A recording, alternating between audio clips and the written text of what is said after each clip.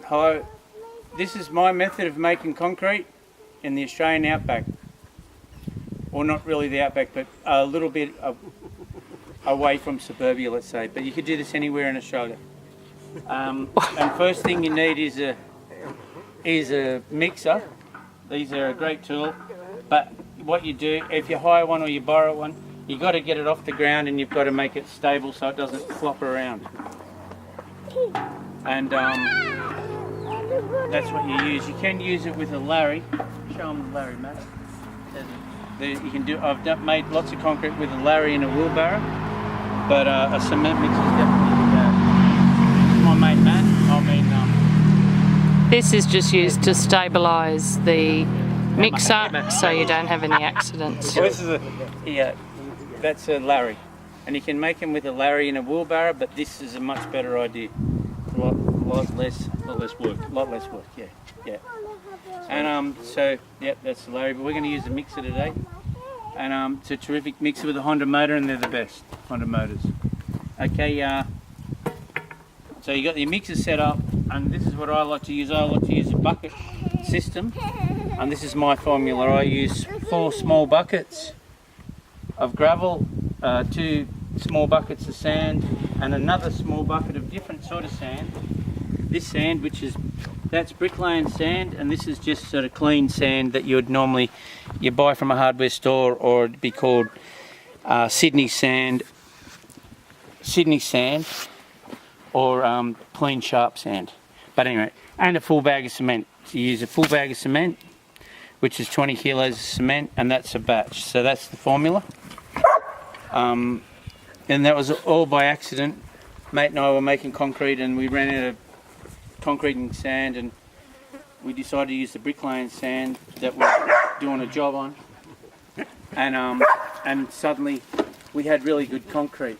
That's my friend Shane, and that's the 3 dogs. Yeah. Okay. And you know that we're making the stairs, and like really anybody can help you with the buckets. We've had our 4 girls just fill the buckets, and so pretty well if you can tie your shoelaces, you can be a lot of help making concrete. And that's where my friend Matt comes in. Matt, that's not important. That's Matt. Matt, and so what do you have to do, Matt? I'm doing the buckets of gravel in this case. Yeah. In this exercise. And the sand. And the sand as well. Yeah, Matt fills the buckets. Yeah. And then we put them into the mixer after we put the water in, and that's what Matt does. What do you do, Matt? When you go. Okay. How much water in the tub first? Well, we put the first water goes in first, and I'd probably say it's anywhere from 1 or 2 buckets of water. So I'd start with the water first, and then the gravel second, and then the cement. Yeah. And I believe we're colouring this. Yeah, this first batch I'm going to make it with a colour. I'm going to put some black oxide in it, and that'll give you a bit of black concrete if you want black concrete. How much black oxide in the batch? In this one, it's about 1/2 cup, and it depends on how dark you want the colour and what colour you can get. So the water in first, and then the colour. The oxide. Okay. Yep. What goes in next, mate? The gravel. Gravel. Yep. Just how many of these Well, tubs? in this batch, to fill this mixer up with 1 bag of cement, I use 4 buckets that take 3 shovels a bucket. A full bag of cement, 2 more small buckets that take another 3 shovels of sand each, and my little secret ingredient, which is a little bucket of bricklaying sand that's got the clay in it. Okay. Then you start the mixer straight up. Yeah, you want to start it up, Yeah, mate, and we'll make a batch. Yeah. Good on you, mate. Terrific Honda motor. We love Honda motors.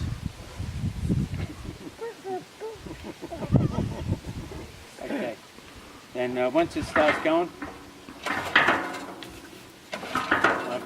once it's going, I'll put a bucket of water in, and that'll put the gravel in. We've got to put the colour in. I'll put a bit of colour in. So this is the colour. So that's enough for one. So I'll just dip that straight in the water, and then that's all mixed through. That's just a little bit of colour in the bottom of these, and you get it. Gravel? Yep, gravel. And you just keep the buckets little so that you can pick them up. You don't want great big buckets. Excellent.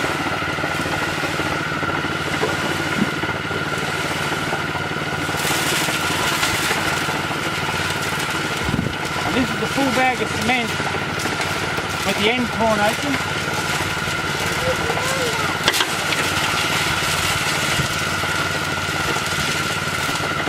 Starting to get a bit dry, I'll put a bit more water in it.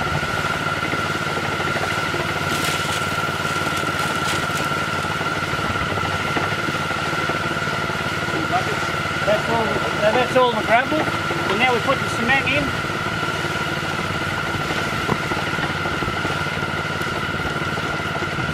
And now Matt will put the sand in.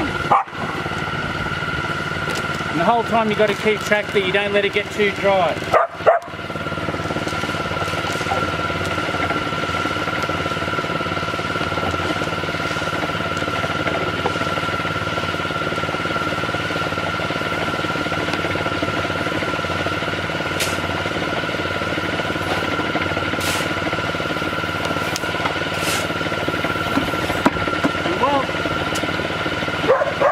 While you're doing all that, the other person's going to be filling the bucket.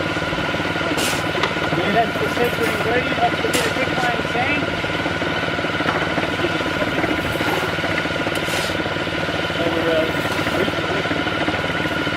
Yeah, beautiful. So that's pretty full. We'll let that mix for a bit.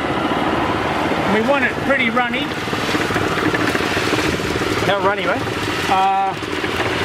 Maybe not quite as runny as that, but knock all the lumps out. Yep. And because we're going to go that way with the concrete to get it round to the bottom of the steps, you have your wheelbarrow facing the way you're going to go. No good having it round this way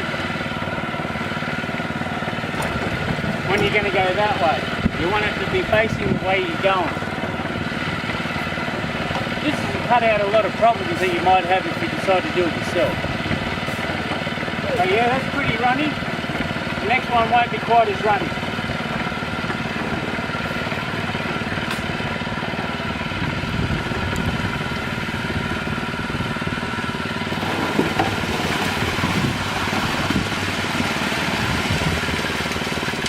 Okay. You're beauty. Yeah, well, can we do it all again? You want to be in on it? Yeah, that's a better batch. That's how it should look.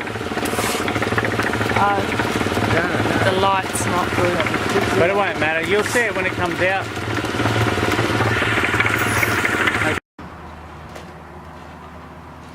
So Matt and I made lots of batches of mud, maybe 12, and we've wheelbarrowed them down to Bruce to put into the formwork for the steps. Yeah, because we only have to get it sort of rough. We put a couple in the bottom and then poured them all from the top.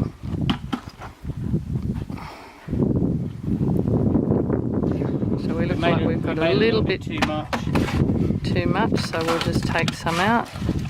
We've got to have a 30mm gap.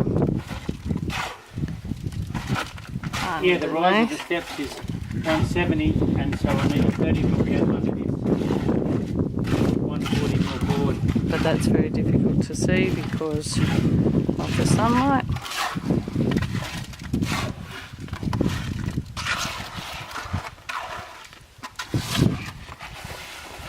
So we'll just roughly level that up